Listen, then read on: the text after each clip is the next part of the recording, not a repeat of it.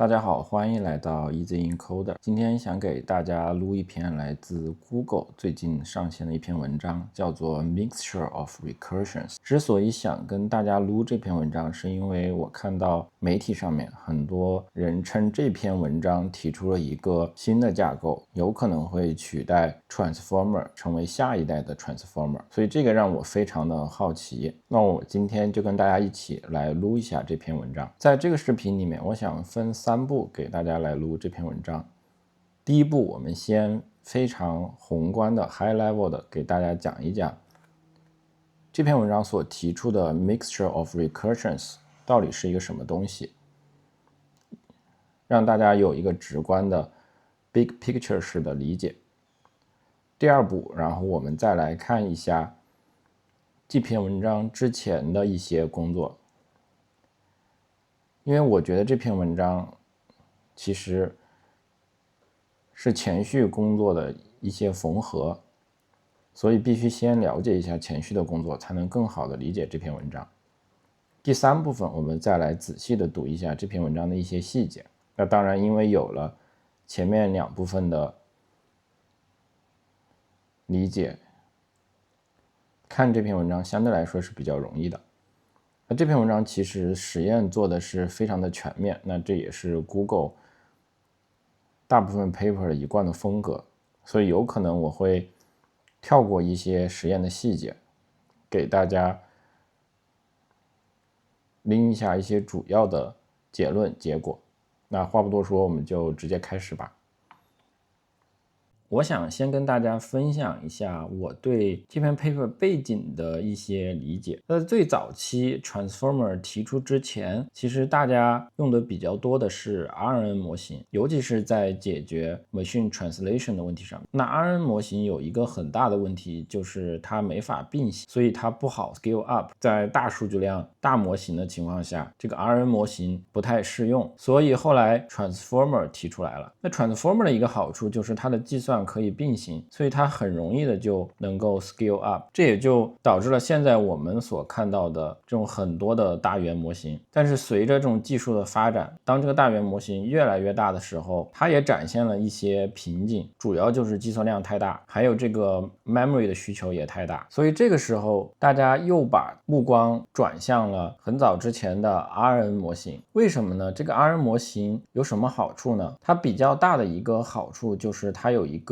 参数共享的机制。基于这种参数共享的机制，它的计算有一点类似于 recursion。我就用这篇 paper 里面的一些专业术语。这几年来领域在这个方向已经有很多的研究了，比如有 recursive transformer， 就是把 transformer 改成类似于 RNN 那样的一些架构，还有 MOD。那这里我稍微的展开一下， MOE 你可以理解为它是在做横向的选择，也就是沿着 width 做选择，这个 width 可以理解为 expert。那这个 MOD 你可以理解为在深度上做选择，那这个深度具体指的就是这个 layer。 基于这样一类的思想，又慢慢的进化出了今天的这一篇 paper， 叫做 MOR。 我们先来快速的看一下这个 abstract， 大概了解一下这篇文章想要解决一个什么样的问题。这里主要想要解决的一个问题就是现在的大模型，尤其是这种 LLM 为主的大语言模型，它的 computational cost 和这个 memory demands 是非常巨大的，而且这种需求在 training 和 inference 也就是 deployment 阶段都会有这样的问题。那现在目前有2种主流的解决方案，一种就叫做 parameter sharing， 另外一种解决方案叫做 adaptive computation。 等会儿我们具体会讲这2种方案到底是什么。那这篇 paper mixture of recursion 其实就是把这2个技术方案给结合起来了，所以它这里提到是 a unified framework， 但它结合的是比较的巧妙的，因为它通过改这个 transformer 的架构，把这2个方案融合到了一个 transformer 的架构里面，然后这一类的 transformer 叫做 recursive transformer。 那这个我们等会儿也会具体展开的讲一讲。那这样做的一个好处就是他们提出的这个 mixture of recursion， 也就是 MOR， 它可以对于每一个 token 可以自动的分配相对应的计算量，这里计算量体现在在 recursion depth， 然后他们还提出了相对应的 KV cache 的方案，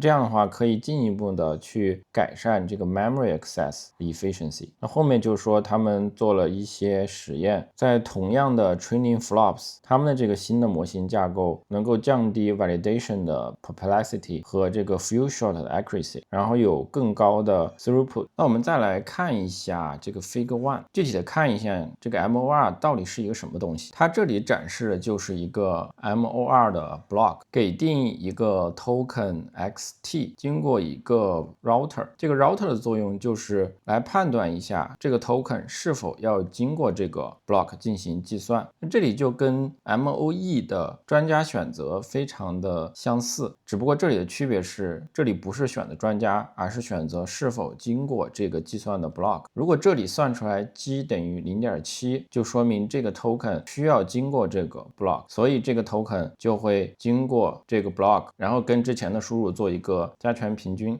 那这就是典型的 MOE 的做法。那如果这个 g 很小的时候，那么就走这个灰色的通路，也就是说 bypass 这个 block， 这个 token 不经过这个 block 的计算。那右边这个图就把左边这个图的想法又阐述了一遍。但这里有一个区别，就是注意这一个小的符号，他们这个方法 MOR 这些 block 是重复的。所谓的重复就是他们的参数是共享，这跟现在的典型的 transformer 架构是不一样的。典型的 transformer 架构中间层的这些参数是不共享的，所以前一个 layer 的输出进入到这个 block 之后，这里面有一些 token 的 embedding 会经过这个 block 进行计算，也就是这里的虚线所表示的。那有一些 token 的 embedding 会直接 bypass， 也就是这里的上面的这些实线所表明的。所以经过这个 block 之后，这些粉色的方框表示这些 token 没有经过这个 block 的计算，直接 bypass。那这个 bypass 机制也就是这里的 router 所控制的。那这些蓝色的就表示他们经过了这个 block 的计算。右边这个图就举了一个实际的例子，那这里是一段文字，这个文字经过了这个 MOR 的计算，红色表示经过了3次 recursion steps， 这个蓝色表示只进行了1次的 recursion steps， 这个浅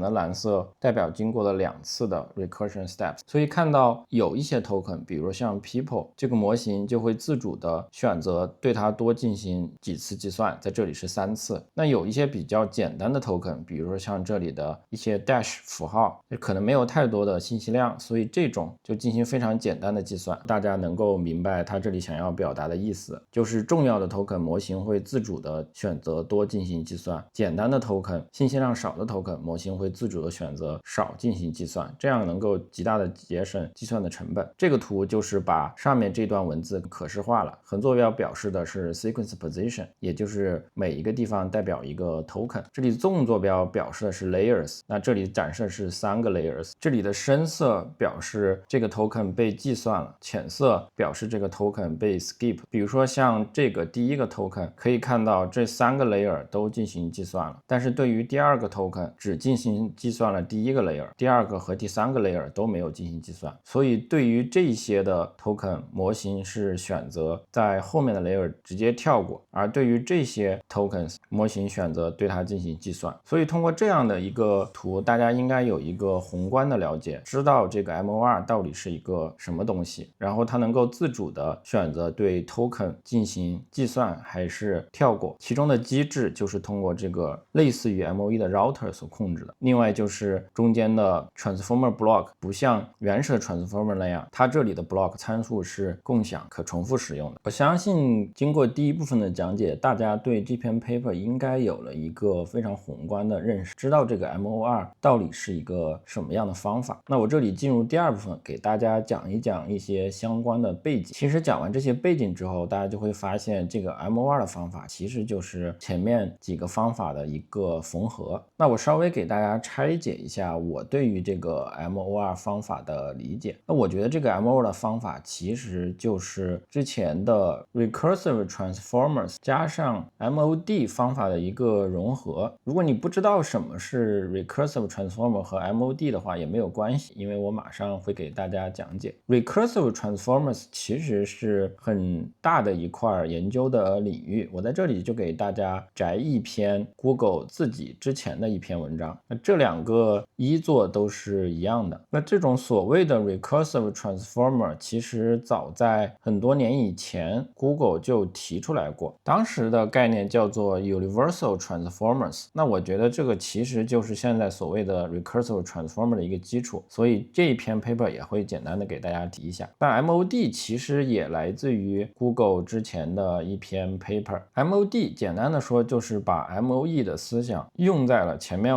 我们刚刚提到的对 layer 选择这个问题上，也就是不再选 expert， 而是选择是否通过这个 layer 进行计算。那这一篇 MOD 文章里面有一种 expert 的选择方法叫做 expert choice routing， 那这个方法在我们今天要讲的 MOR 里面也深入的讨论了，所以我觉得有必要再往下给大家撸一下这篇最原始的 expert choice routing 的 paper。 那这篇 paper 主要是讨论 MOE 的，只不过这篇 paper 你提出了 expert choice routing 这个思想可以被用在我们今天要讨论的 dynamic recursive depth 选择这个问题上面，所以这里也说明很多的知识其实都是相通的。那我们就具体来看一下吧。我们先来看一下这篇 universal transformers， 这篇文章已经相当的老了，是2019年发表，同样也来自于 Google 和 DeepMind。 这篇文章提出的一个思想其实非常简单，就是把这个 RNN 模型和 transformer 的模型给结合起来。我们直接来看一下这个 figure 2就非常的明白了。那左边这一部分是 transformer 的 encoder， 右边的这一部分是 transformer 的 decoder。 这里想法也非常简单，就是把之前的 encoder 部分变成一个 recurrent 的结构。所谓 recurrent 的结构就是这里的参数是共享的，算完一个 block 之后，这个输出然后进到下一个 recurrent block 的输入里面，就这样反复的算。当算完 t 步之后，这个结果再进入到 decoder 里，那类似的在 decoder 里面也是这样反复的算，算 t 步之后，这个结果就输出。可以看到这种架构就是把 transformer 跟 RNN 进行了融合，表面上看仍然是一个 transformer 的架构，但具体里面每一个 block 都已经变成了 RNN 的架构，这样就把 transformer 和 RNN 的优点很好的给结合了起来。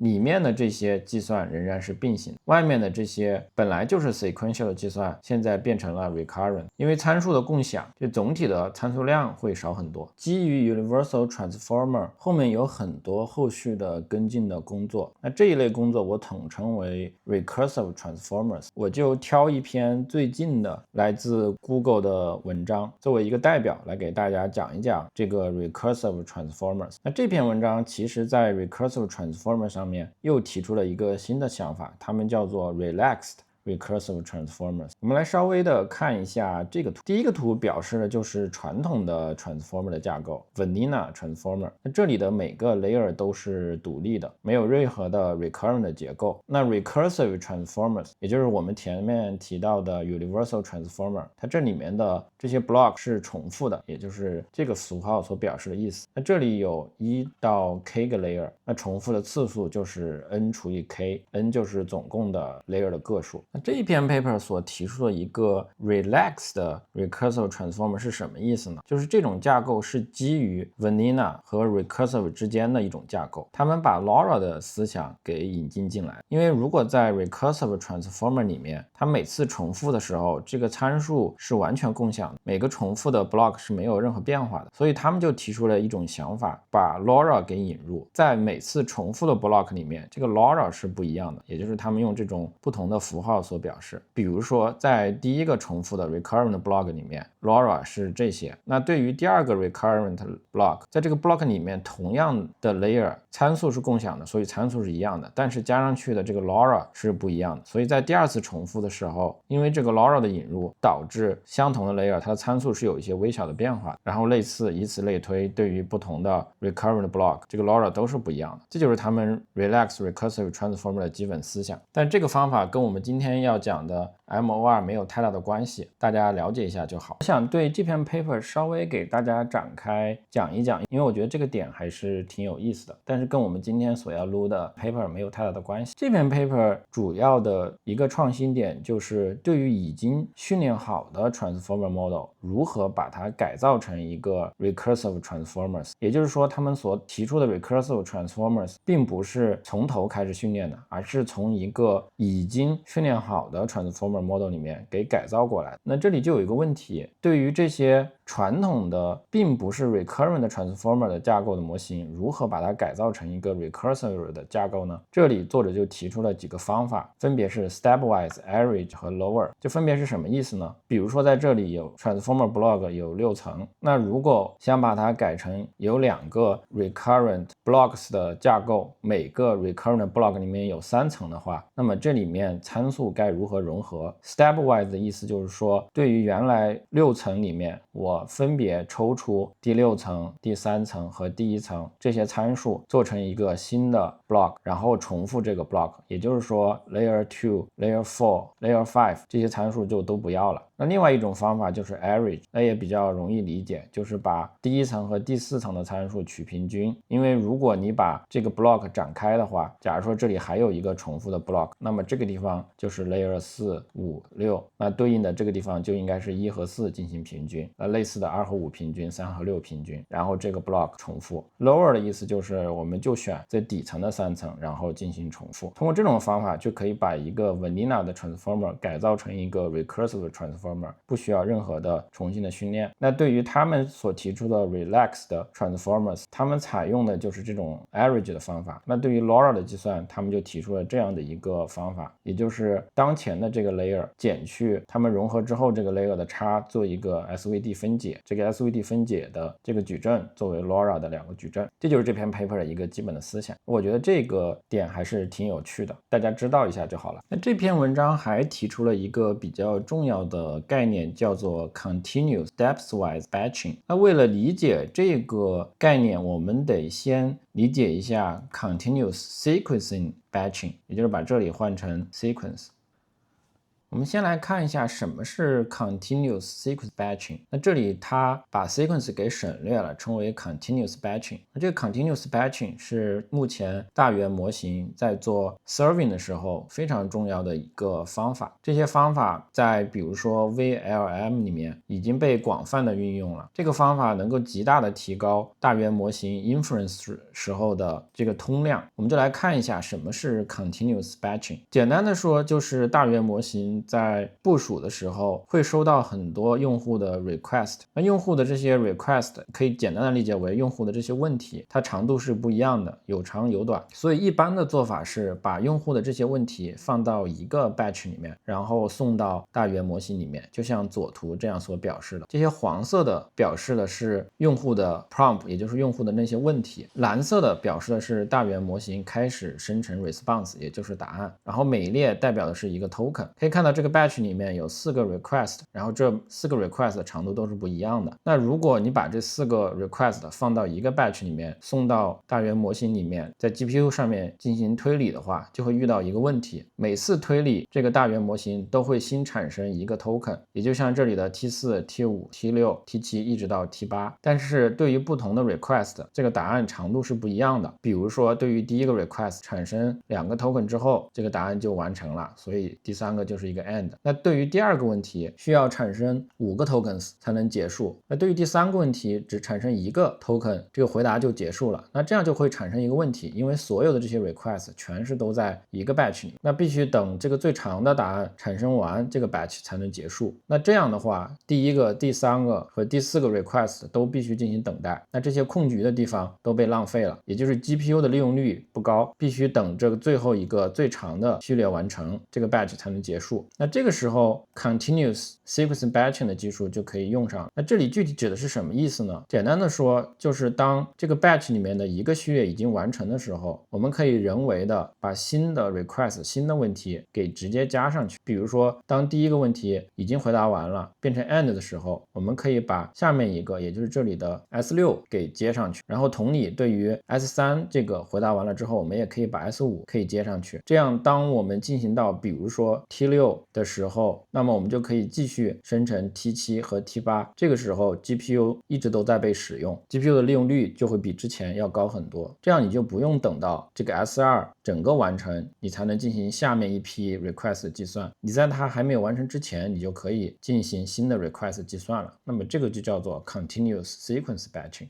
也就是你把新的 sequence 接到已经完成的 sequence 的后面继续进行计算，这个都是在一个 batch 里面完成。那之所以能用 continuous batching 这个技术，其实这里面有一个隐含的假设，这个假设就是我们在处理这每个 token 的时候，model 是不变的，也就是 model 的 parameter 是没有变化，所以你可以理解为我在重复 T5、T6、T7 的时候，是不断的在调用一个重复的模型，就是因为这个背后的模型是重复的，所以你可以把类似的任务给拼接起来。如果大家能理解这个基本的思想的话，后面我们会提到类似的思想也可以被用在 recursive transformer 里面，因为对于 recursive transformer 而言，它的每个 block 也是重复的，这样的话我们也可以在这个重复的 block 层面做类似的 continuous batching。 我们再回来看 continuous depthwise batching， 然后用类似的想法去理解它。首先举了一个 vanilla batching 的例子，也就是传统的 transformer， 如果它的模型内部的 layers 是不重复的话，怎么做这种 batching？ 这里的每一行表示一个模型的 layer， 它这里叫 model stage， 然后这里的横坐标表示的是收到的 batch， 这里16表示的是一个 batch 有16个 sample， 类似的32表示的是一个 batch 有32个 sample， 然后随着时间会有不断的新的 batch 进来。那如果没有参数的重复利用，每一个这个 stage 它都是不一样的，所以必须等到第一个 batch 计算完，也就是到 time step 3之后，进入到第4步的时候，这个新的 batch size 为32的 batch 才能进来。那类似的，只有等这个 batch 算完了之后，经过所有的3个 stage 之后，下面的这个 batch size 为8的这个 batch 才能进来进行计算。所以大家可以看到这里面有很多的 GPU 的空闲，我们一般把它称为 bubble。我们再来看一下 depthwise batching， 那这里的不同就是这里的 model stage 因为采用了 recursive transformer 的架构，这里的每一个 stage 都是一样的，都是重复在利用，所以他提到这个模型它最大可以计算 batch size 为32的 batch， 所以当第一个 time step 算完了之后，到进入第二个 time step 的时候，因为它的 batch size 可以最大是32，所以这个时候新的 batch 里面的一部分 sample 就可以进入开始计算了。那之所以能够计算，是因为这每个 stage 的你可以理解为模型是一样的。那因为 batch size 最大是32，所以在 time step 等于3的时候只能算到32，到 time step 等于4的时候，因为这个蓝色的 batch 已经算完了，这个时候32里面剩下的16个 sample 就可以进来进行计算了，这个时候就能保证它的 batch size 最大还是32，被充分利用了。那到第5步的时候，这个已经算完了，这个时候你就可以把下一个 batch 等于8的那个 batch 放进来进行计算。所以相比较前面的那种 vanilla 的 batching 方法，大家可以看到这个 bubble 的地方都被填充了，所以它的 bubble 要更少一些，这样 GPU 的利用率会更高一些。这里还提了一个叫 early existing。early existing 是什么东西呢？我们用这个图来解释一下。在早期的工作里面，大家为了减少 transformer 这一类模型它的计算量，有一个方法叫做 early existing。简单的说，就是当一个 token 进行计算的时候，有一定的机制，当计算到某一定深度之后，后面的这些 layer 就不进行计算，直接跳过了，也就是及早的退出，这个就叫做 early existing。因为后面的 layer 没有参与计算，所以它的计算量整体是变少了。如果我们 depthwise 的 batching 再加上 early existing 的这样的一个机制的话，这个 bubble 可以变得更少。这具体是什么意思呢？当我们算到 stage 等于2的时候，也就是这个时候，如果有 early existing 的机制存在，也许这个 batch size 等于16的这个 batch 里面有8个 sample 不需要经过 stage 3的计算，可以 early exist， 也就是这里所表示的8。那么这个时候当进入到 time step 等于3的时候，就有8个 sample 的空缺出来了，所以你就可以在这个 time step 等于3的时候引入新的8个 sample， 这个16就变成8了，然后后面也是类似的原理。所以相比较 depthwise 的 batching， 我们可以看到这些原来是 bubble 的地方现在都被填充了，所以它的 GPU 利用率就更高了。所以在这里稍微的总结一下，由于我们引入了一种 recursive 的机制，这每个 stage 模型的 block 参数是一样的，所以这个地方就可以用到我们前面提到的 continuous batching 的技术，从而减少这些计算的 bubble， 提高 GPU 的利用率。那我这一个旁支关于 recursive transformer 的背景知识就跟大家介绍完了。主要的来说，对于这一类的方法，把 transformer 里面某一些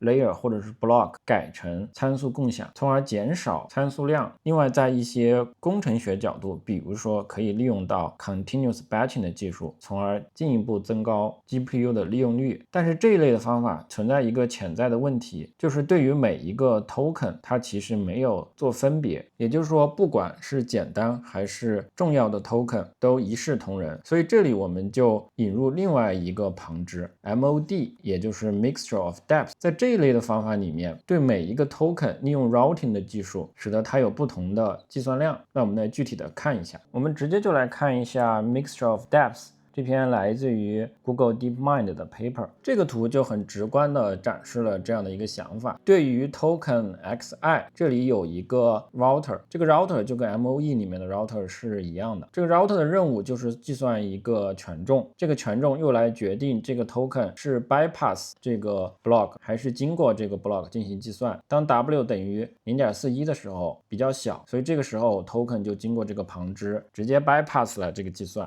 但是对于另外一个 token， 这个时候计算出来的 W 比较大，这个时候就会经过这整个 transformer 的 block。 这里注意要强调一下，这个 transformer block 既包括 attention 也包括 MLP， 然后类似于 MOE 的方法做一个加权平均。所以这里可以看到，对于不同的 token， 由于这个 router 的存在，模型自主的会选择是经过计算还是不经过计算。这里作者就比较了一下3种不同的方法，一个是 vanilla transformer， 一个是 early exist，还有它们的 MOD。 横坐标代表的就是 sequence， 也就是 token 的 index， 这里的纵坐标表示的是 layers。 对于 vanilla 的 transformer， 这所有的 token 都要经过所有的 layer， 所以这里全部都是紫色的。对于 early exist， 前面我解释过，有一些 token， 比如说这里的，它有可能在计算到某一定深度之后，后面就不计算了，所以大家可以看到这里有一些黄色的部分，也就是说它已经在这些层的时候就停止计算了，直接略过了。但 early exist 它只会略过后面的部分，不会略过中间的这些部分。那我们来看一下 MOD， 就可以看到对于某一些 token， 比如说这里它略过的是比较前面的那些 layer， 对于某一些 token 它略过的是前面和后面的 layer， 还有一些 token 可能略过的是大部分的 layers。 可以看到这种 MOD 的架构更加的 flexible， 可以选择性的略过中间的某些 layers。 那下面就有一个问题，就是这个 router 具体怎么设计。作者在这里就设计了2种 routing 的机制，一种叫做 token choice routing， 一种叫做 expert choice routing。 这种 token choice routing 就是我们现在 MOE 常用的那种 routing 机制。具体来说，就是让 token 来选择去哪个 expert。 我们就来仔细的看一下，比如说对于红色的这个 token， 经过这个 router 之后，这个 softmax 产生的 probability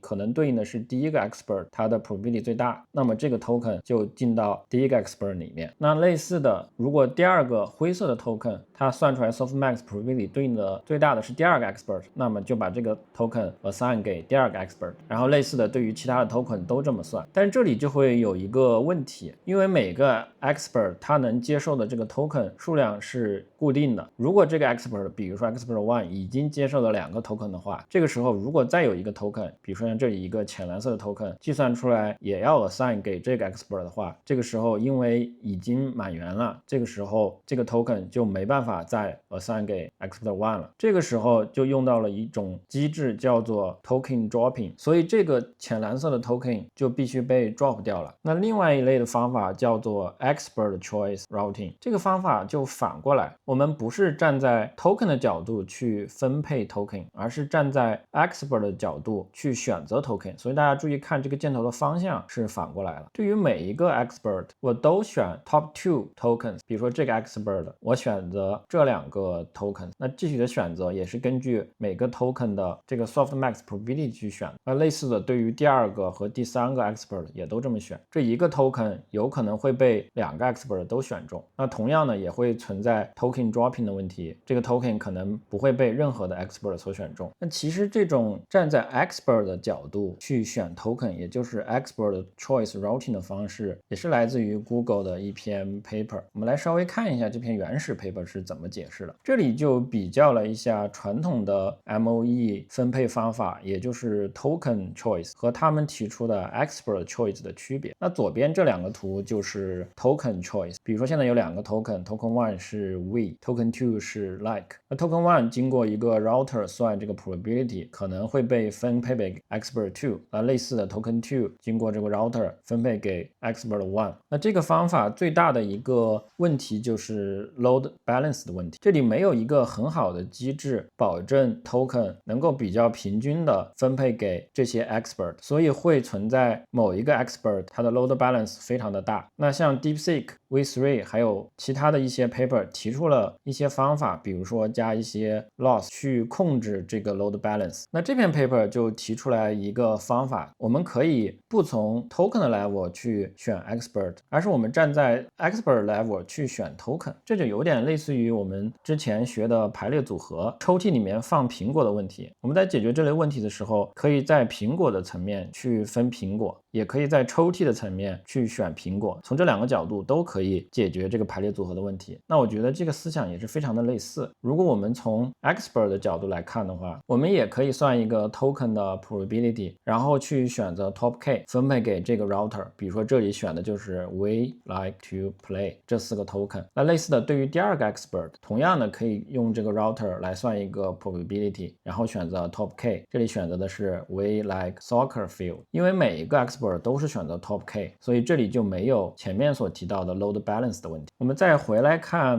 mixture of depths MOD 这篇 paper， 那这些是 MOE 里面选 expert 的一些方法。那类似的我们可以把这个方法给借用到现在我们讨论的要选 layers 这个问题上面，所以这就引申出了一个方法叫做 expert choice MOD， 也就是把刚才我们提到的 expert choice 选 expert 这个思想用到现在选 layer 上面。那对于一个 transformer block， 也就是 self attention 加 MLP， 我可以同样的去选择 token 经过这个 transformer block， 比如像这里选择了这两个 token， 那么这两个 token 就会进入这个 transformer block 进行计算，那么剩下的 token 都直接 bypass 不进行计算。这就是 expert choice MOD 的一个基本的思想。大家可以看到它的思想就来自于 MOE 里面的 expert choice routing。后面我们在录 paper 的时候还会详细的讲一下这个方法的一些细节。那这些背景知识我都已经给大家讲完了。那关于 MOD 这一块，它没有解决的一个问题就是它虽然对于每一个 token 有选择性的进入 transformer 的 block， 但是这些 transformer 的 block 并不是参数共享，也就是它不是 recursive transformers。所以今天要录的这篇 mixture of recursions 自然的就把这两个想法给结合起来，也就是把这个脉络和这个脉络给结合起来了。那我们就具体来看一下 MOR 这篇 paper 的一些细节。那我们再回到 MOR 这篇 paper， 有了前面的背景知识，我们就很容易的可以理解这个 MOR 的方法。左边这个图其实就是 MOD 的思想，那右边这个图其实就是 recursive transformer 的思想。所以这也是我说为什么这篇 MOR paper 就是把这两个思想的一个结合。那 introduction 也没有必要再给大家重复的撸了。那总体来说，这篇 paper 想要解决的一个问题就是 efficiency 的问题。然后这个 efficiency 体现在两点，一个就是 parameter 的 efficiency， 也就是通过参数的共享来减少模型的参数。第二个就是 adaptive computation， 那这里就是通过 MOD 的方法去减少一些不必要的计算。所以这篇 paper 主要就提出了一个网络的架构，叫做 MOR。这个 MOR 可以做3件事情，第一个就是参数共享，从而减少参数量。第二个就是通过这种 routing 的机制去减少计算的 flops。第三个前面我们还没有提到的就是这个 KV cache 的机制去减少这个 memory 的 traffic。我们先来看一下这个 table 1， 作者其实就想表达一个意思，对于 recursive transformer 里面具体怎么 recursive， 其实这里面是有一些细节的。比如说你可以使用012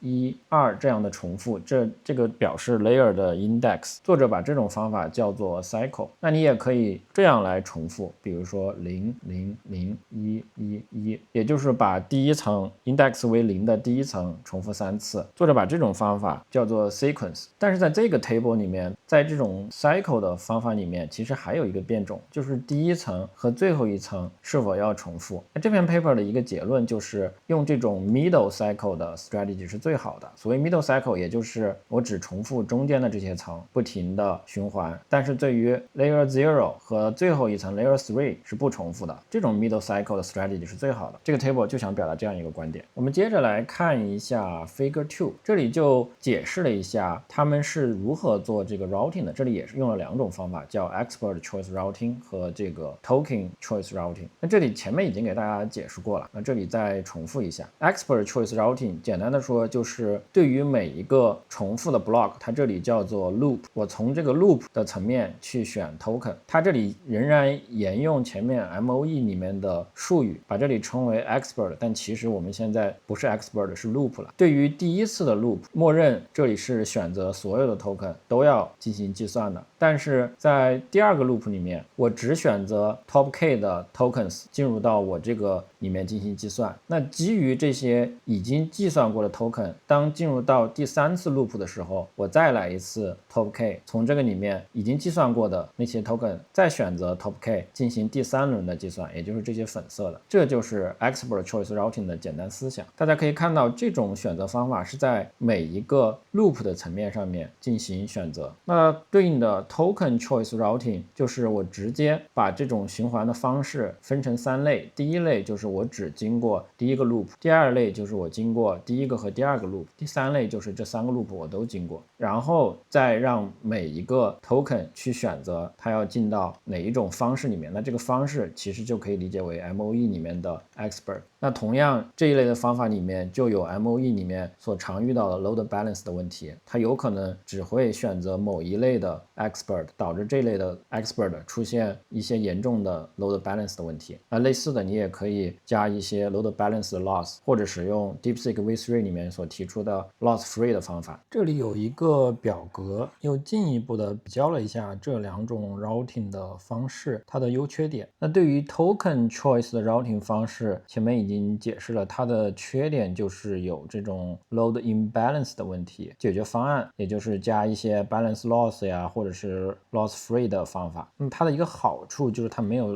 leakage，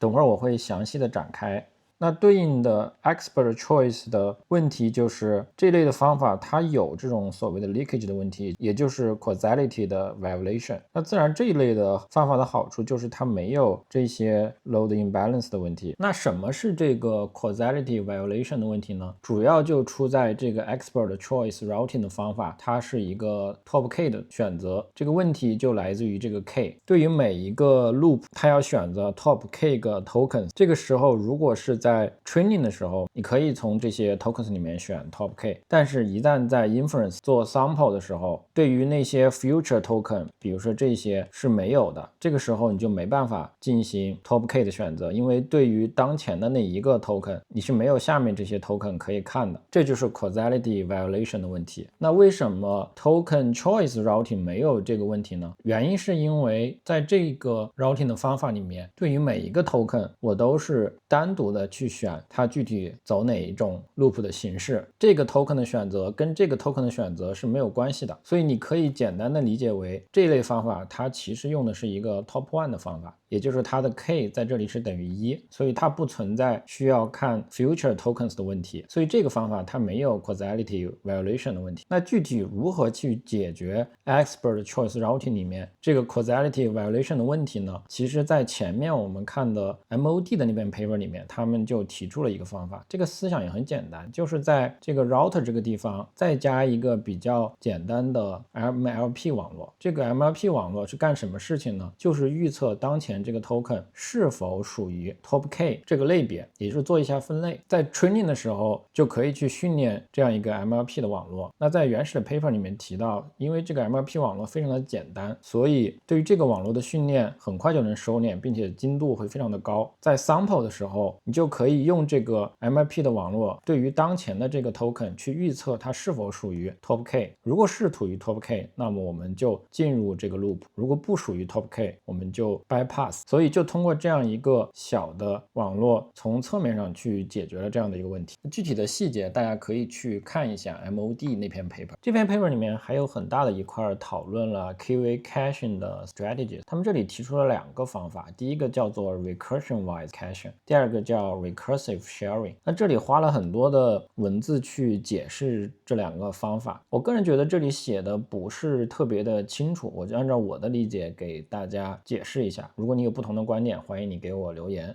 第一个 recursion wise KV caching， 我理解就是按照实际的情况做 KV caching。 那第二个 recursive KV sharing， 其实我理解就是一个近似的方法。所谓近似的方法，就是因为他们这个方法所有的 token 都要经过第一个 recursive block 的，那自然的如果所有的 token 都要经过第一个 recursive block 的话，那么就把第一个 block 的 KV pair 给存下来，然后后面的 recursion blocks 的时候就复用前面的这些。但这里就是一个近似了，因为后面计算的时候很可能实际的 KV cache 会发生变化，所以我理解这种方法会导致它的实际性能有所下降，因为它是一个近似的方法。这里有一个图展示了一下这2种 KV strategy 的不同。第一种 recursion wise KV caching， 也就是上面这个图，按照我的理解就是按照实际的情况做 KV caching。 这2个 key 没有进入到这个 recursion block 里面，那就不做 KV cache， 只 KV cache 这3个蓝色的方块，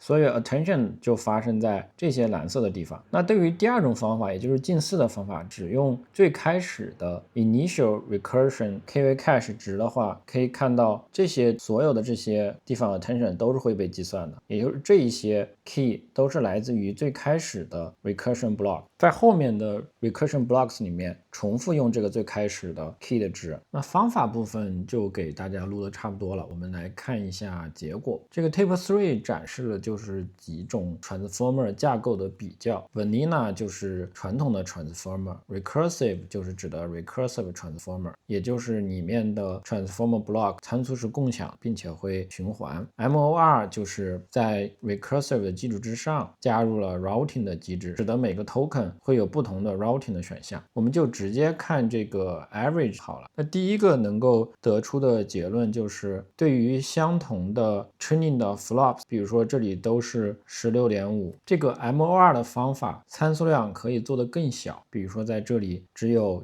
Vanilla Transformer 的参数量大概1半左右，但是性能可以接近于或者甚至于超过于之前的 Vanilla 的 Transformer。 第二个结论就是，对于训练数据，比如说如果这里都是20B 的话， MOR 的架构参数更少，但是性能也是接近或者是超过 Vanilla Transformer 的。所以可以在这里得出一个结论，就是相比较 Vanilla 的 Transformer， 这种 MOR 的架构，它从 training 的 flops 和 token 的需求角度来讲都要更小一些。然后这里还比较了一下2种不同的 routing 的方式， expert 和 token routing， 具体哪一种好。这里我们看这一行和这一行，我们可以看到这个 expert routing 的结果好于这个 token routing 的。在这篇 paper 里面，作者的解释是说，这种 expert routing 的结果它的颗粒度更细一些，也就是在每一次 recursive loop 的时候都做一次选择，而不是在一开始的时候就做一个粗略的选择。作者认为这是一个很关键的因素。另外作者在这里还比较了一下 KV cache 的2种机制，我们比较一下这一行的结果和这一行的结果，可以看到使用 sharing 这个结果要略差于这种不使用 near sharing。 我们再来看一下这个图，这个图展示的是把 MOR 进行 scale up 的一些实验。这里展示的图分别是不同大小的模型，最小从135个 million 一直到 1.7个 billion。 比较有意思的是，当这个模型比较小的时候，随着 compute budget 的增多，这个 M2 模型，也就是这个橘色的线，其实还没有这个 Vanilla 的 Transformer 好。但是当模型参数逐渐增大的时候，这个 M2 的模型的性能架构优点就体现出来了，开始好于 Vanilla 的 Transformer 和 Recursive 的 Transformer。但是就我个人的观点来看，当这个 Compute budget 足够多的时候，也就是这些地方，其实这3个模型的架构都差不多。所以如果你有足够的 Compute budget 的话，似乎 M2 并没有带来很多的提升，甚至在有些时候还不如这个 Vanilla 的 Transformer，